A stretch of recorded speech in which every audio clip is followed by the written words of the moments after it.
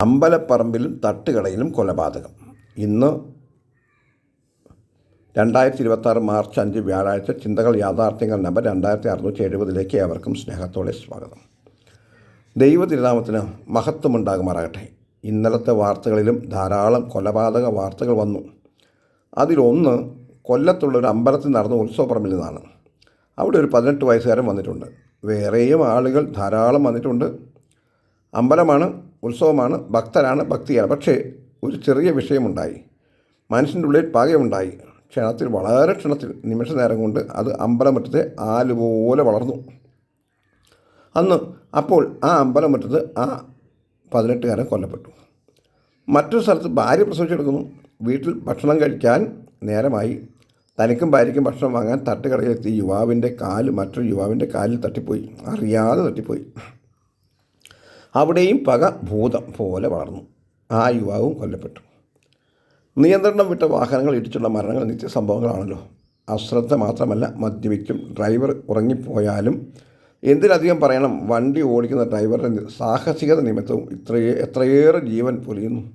എന്നിട്ട് മസ്തിഷ്ക മരണം സ്ഥിരീകരിച്ചവരുടെ അവയവദാനം എന്ന മഹോത്സവങ്ങൾ നടത്തി നമ്മൾ സായുജ്യരാകുന്നു. വഴിയെ പോയ പെൺകുട്ടി, അവൾ അറിഞ്ഞില്ല ആ വാഹനം തന്നെ ഇടിക്കും, താൻ മരിക്കുമെന്ന്. അവൾ മരിച്ചു. തട്ടുകടയിൽ തൻ്റെ കാൽ മറ്റൊരാളുടെ കാലിൽ തട്ടിയപ്പോൾ മറ്റേയാൾ പ്രകോപിതനായപ്പോൾ ഒന്ന് കരഞ്ഞ് കാല് പിടിച്ചിരുന്നെങ്കിൽ ഒരുപക്ഷെ ആ മരണം ഒഴിവാക്കാമായിരുന്നു. ഇനി നമ്മൾ കൊല്ലം ശക്തികുളങ്ങര പ്രദേശത്തെ ആ അമ്പലപ്പറമ്പിലേക്ക് വരാം. അവിടെ വരേണ്ടത് ഭക്തരല്ലേ? ഈശ്വര ദർശനവും അനുബന്ധ കാര്യങ്ങളുമല്ലേ അവിടെ നടക്കേണ്ടത്. അമ്പലം നിരീശ്വരവാദികൾക്കുള്ള വേദിയല്ലല്ലോ. അവിടെ വരേണ്ടത് അഴിഞ്ഞാട്ടക്കാരല്ലല്ലോ. അവിടെ എത്തുന്ന ക്രിമിനലുകൾ വിനയാന്വിതരാകേണ്ടതല്ലേ? എന്നിട്ടും എന്തേ അവിടെ അത് നടക്കുന്നില്ല? ഞങ്ങൾ വോയിസ് ഓഫ് സദ്ഗമയെ ഉറക്കെ പറയുന്നു. ഏതെങ്കിലും ആരാധനാലയങ്ങളിൽ പെരുന്നാളോ ഉത്സവമോ മറ്റെന്തെങ്കിലും വിശേഷങ്ങളോ നടക്കുമ്പോൾ അവിടെ ഒരു വലിയ ബോർഡ് വയ്ക്കണം. പുകവലി ശീലമുള്ള മദ്യവും ലഹരി വസ്തുക്കളും ഉപയോഗിക്കുന്ന ആരും ഈ കോമ്പൗണ്ടിൽ കയറരുത്.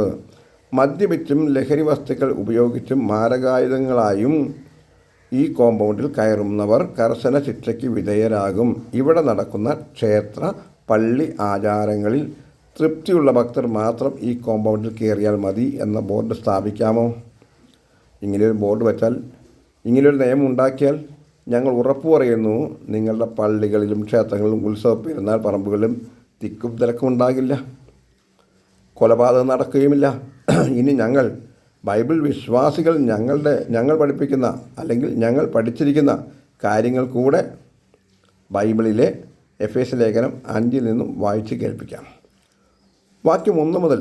ആകയാൽ പ്രിയ മക്കൾ എന്ന പോലെ ദൈവത്തെ അനുകരിപ്പിൻ. ക്രിസ്തുവും നിങ്ങളെ സ്നേഹിച്ചു നമുക്ക് വേണ്ടി തന്നെത്താൻ ദൈവത്തിന് സൗരഭ്യവാസനയായ വഴിപാടും യാഗവുമായി അർപ്പിച്ചതുപോലെ സ്നേഹത്തിൽ നടപ്പിൻ. ദുർനടപ്പും യാതൊരു അശുദ്ധിയും അത്യാഗ്രഹവും നിങ്ങളുടെ ഇടയിൽ പേർ പറക പോലും അരുത്. അങ്ങനെയാകുന്നു വിശുദ്ധന്മാർക്ക് ഉചിതം. ചീത്തത്തരം, പൊട്ടച്ചൊൽ, കളിവാക്ക്, ഇങ്ങനെ ചേർച്ചയല്ലാത്തവ ഒന്നും അരുത്. സ്തോത്രമത്രേ വേണ്ടത്. എങ്ങനെയുണ്ട് ഈ ഉപദേശം? ഞങ്ങളിങ്ങനെ പറയുന്നതുകൊണ്ട് ഞങ്ങൾ കൂടി വരുന്ന ക്രിസ്തീയ ആരാധനാലയങ്ങളിൽ അധികം ആരുമില്ല കേട്ടോ. എത്ര വർഷമായി ഞങ്ങൾ നിങ്ങളുടെ വീടുകളിൽ കയറിറങ്ങുന്നു, കവലകളിൽ നിന്നും പ്രസംഗിക്കുന്നു. എന്തേ നിങ്ങൾ ഞങ്ങളുടെ കൂട്ടായ്മയിലേക്ക് വരുന്നില്ല?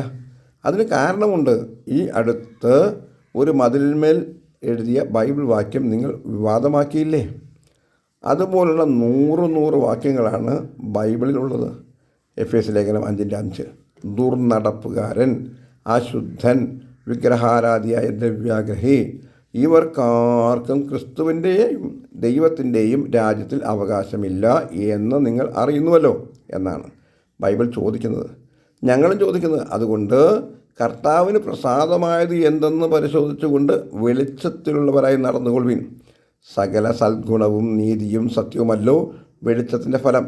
ഇരുട്ടിൻ്റെ നിഷ്ഫല പ്രവൃത്തികളിൽ കൂട്ടാളികൾ ആകരുത്, അവയെ ശാസിക്കത്രേ വേണ്ടത് എന്ന വാക്യങ്ങളാണ് ഞങ്ങൾക്ക് നിങ്ങളെയും അറിയിക്കാനുള്ളത്. ഇങ്ങനെ ചെയ്താൽ നിങ്ങൾ ഞങ്ങളുടെ കൂട്ടായ്മയിൽ പങ്കെടുക്കാൻ യോഗ്യരാകും.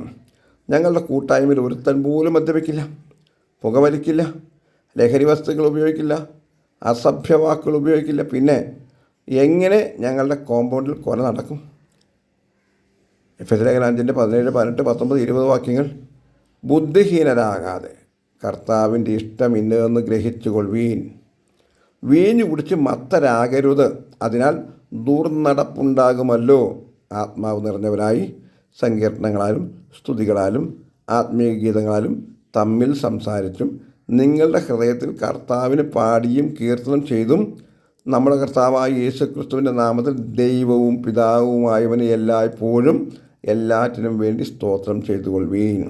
ഇതാണ് ഞങ്ങൾ ബൈബിൾ വിശ്വാസികൾ നിങ്ങളെയും പഠിപ്പിക്കാൻ ആഗ്രഹിക്കുന്നത്. ഇത് പഠിച്ചാൽ, ഇത് ശീലിച്ചാൽ നിങ്ങളുടെ മക്കൾ വീട്ടിൽ അടങ്ങി ഒതുങ്ങിയിരിക്കും. ഇന്ന് കാണുന്ന മേൽപ്പറഞ്ഞ പേക്കൂത്തുകൾക്ക് ഒന്നും പോകില്ല. കൊലപാതകങ്ങൾ നടത്താൻ പിന്നെ അവർക്ക് പറ്റുകയില്ല.